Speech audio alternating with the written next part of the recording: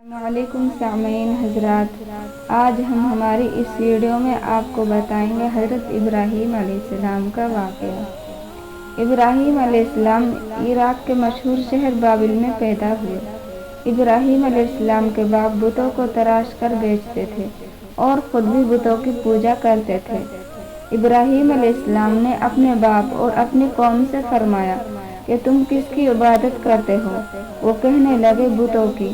ابراہیم علیہ السلام نے فرمایا جب تم بتوں کو پکارتے ہو کیا وہ سنتے بھی ہیں یا وہ تمہیں کوئی نفع یا نقصان پہنچا سکتے ہیں؟ لوگوں نے کہا ہم کچھ نہیں جانتے، ہم نے تو اپنے باپ داداؤں کو اسی طرح کرتے پایا ہے۔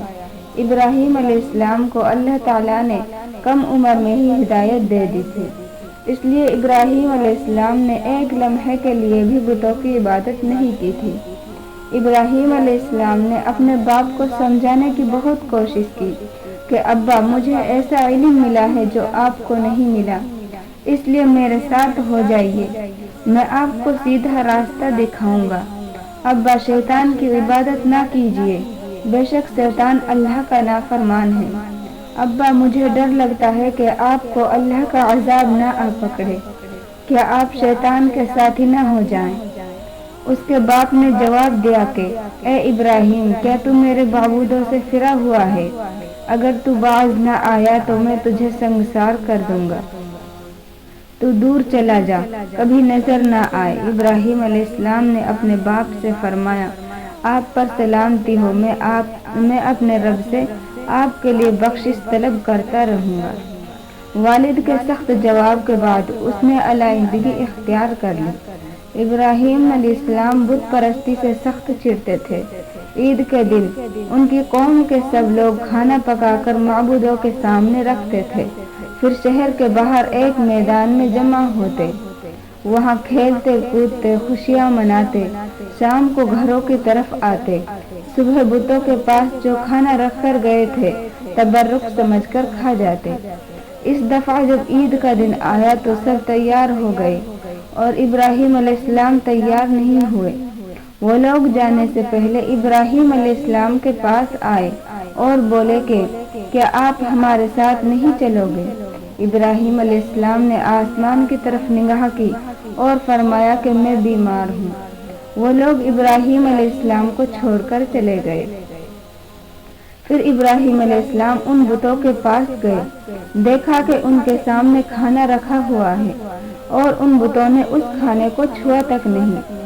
پھر ابراہیم علیہ السلام نے ان سے مخاطب ہو کر کہا کہ یہ کھانا تمہارے سامنے پڑا ہے، تم اس کو کھاتے کیوں نہیں؟ تمہیں کیا ہو گیا کہ کیا بات ہے، اب تک بات تک نہیں کرتے؟ پھر پوری طاقت کلہاڑے مار کر ان کے ٹکڑے ٹکڑے کر دیے، لیکن بڑے بت کو چھوڑ دیا۔ تمام بت توڑ دیے اور توڑ کر کلہاڑا اس بڑے بت کے کندھے پر رکھ دیا۔ لوگ جب واپس لوٹے تو حیران ہو گئے کہ یہ کیسے ہو گیا۔ قوم کے لوگوں نے مشورہ کیا کہ سب کو جمع کرو اور ابراہیم کو بلاؤ اور اسے سزا دو۔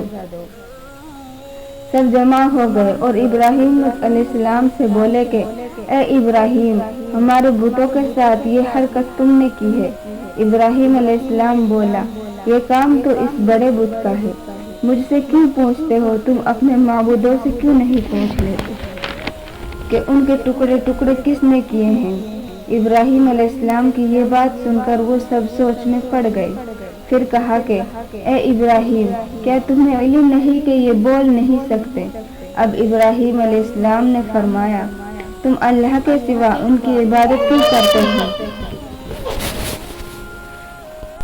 جو تم کو کچھ نفع نہ پہنچا سکے اور نہ نقصان؟ تعجب ہے تم پر بھی اور ان پر بھی جن کو تم اللہ کے سوا پکارتے ہو، جن کو تم اپنے ہاتھوں سے تراشتے ہو۔ کیا تم میں بالکل بھی عقل نہیں؟ لیکن سب سمجھنے کے بعد بھی وہ لوگ اپنے کفر پر ڈٹے رہے اور ابراہیم علیہ السلام کو سزا دینے کا فیصلہ کر لیا۔